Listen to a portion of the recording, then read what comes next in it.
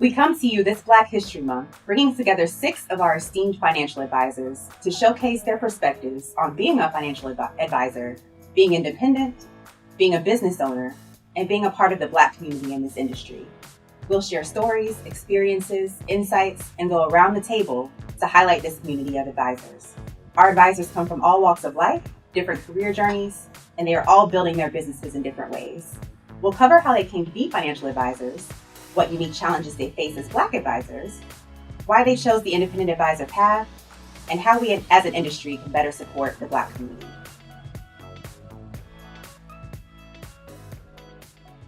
All of the hardships that small business owners faced in 2020 due to the challenging economy, and not to mention the racial and social environment, how did you find ways to sustain your business as well as your purpose throughout last year? Who says we did? Actually,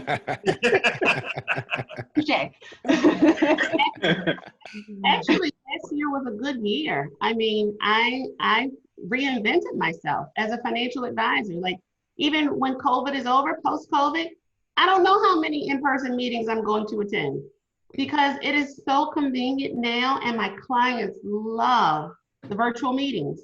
They love the fact that we can screen share, and I can share with them, you know, on my screen what I'm looking at, and they prefer it. So, you know, I literally reinvented myself, my practice. We're going to be doing things differently. It's going to be so much more convenient for my practice and also for my clients. Most importantly, most of my clients are physicians. I work with a lot of physicians, and they don't have the time, right? And they're certainly not going to come to my office. They never have. I think in 2019, I could probably count on my 2 hands how many in-person meetings I had come to my office. So I had office space for nothing because no one was coming to see me. Well, the beauty of it now is that with the rise of the virtual meetings and the technology, not only do they not have to come see me, I don't have to go see them. And they're perfectly fine with that. They prefer it. So last year was a really good year, you know, aside from COVID and all that came along with that. But for my practice, with my business, yeah, it was pretty good. 2020 really forced us all to be a little bit more creative in how we deal with our clients and what we do in our business. And I think for the most part, you know, clients enjoyed the fact that we're able to reach out, like Danica said, through these virtual meetings, but also that, you know, hopefully we all stayed in touch with our clients throughout this period, throughout the year. I know I was forced to stay in touch with my clients because as a tax preparer, we had a never-ending tax season. Like it just, I mean, you know, it was extended from April 15th to July 15th, and then with extensions, of course, October 15th. So I think the main thing for 2020, I think it enhanced in our clients' eyes what our purpose really is. Our purpose is to help you. And the fact that we had such a difficult year, I think our value just really increased during that period. And so for me, you know, 2020 was actually a really good year. And I'm looking forward to now having this hybrid. You know, Danica was mentioning that she didn't have that many in-person meetings. Well, most of our financial services meetings were in person. But now I'm kind of looking forward to having an alternative way of meeting with people. And, you know, Zoom has worked very well.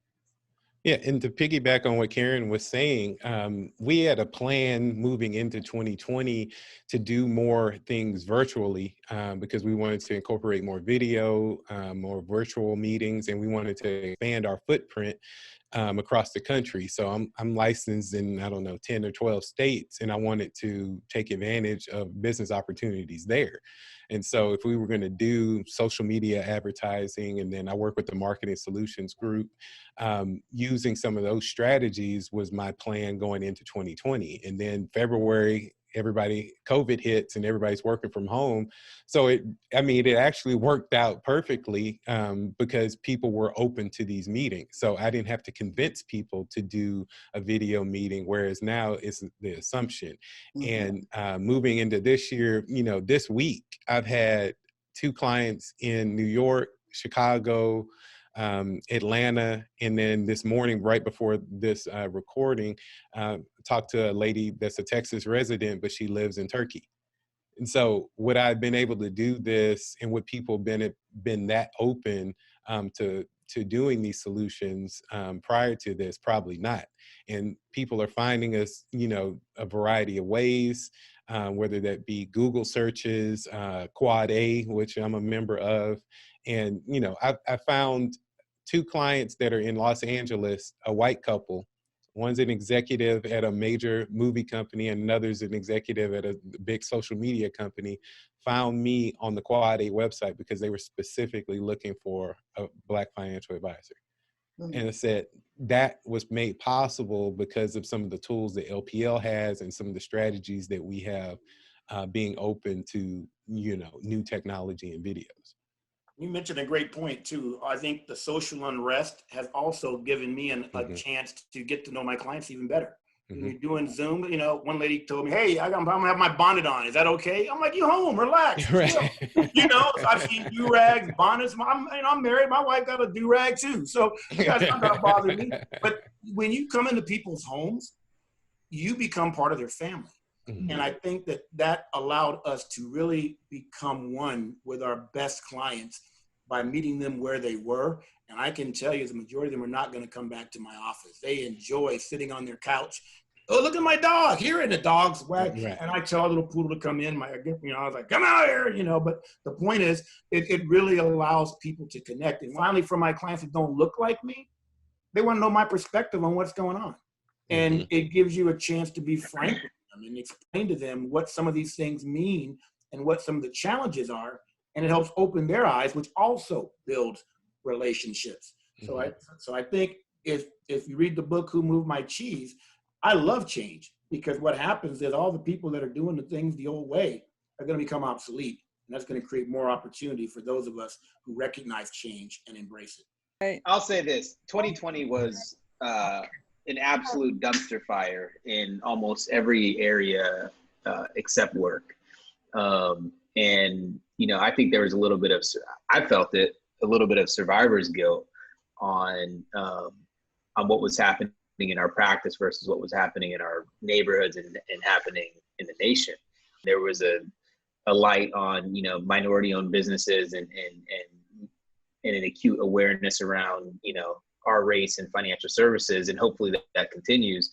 But I definitely think that the silver lining is, I have significantly, and I've always had a purpose, but significantly more purpose on who we are in the industry, the rarity that is, and how can we incorporate sort of social justice and really our vendor selection, right? We have the ability to be chosen as a vendor and also choose who we're doing business with. And I think about women money managers, like Kathy Wood. I think about minority women money managers and minority money managers, and can we incorporate that type of thing into our practice, and not just, it adds a whole nother element to ESG and socially responsible, and we have a social justice responsibility as well, and we have the power to choose. So I think that, because of all of the stuff that happened last year, I think the future is really transformative if it continues. Well, it was really wonderful hearing all the ways that you've pivoted and enhanced your business, even despite what was a tough year for us all.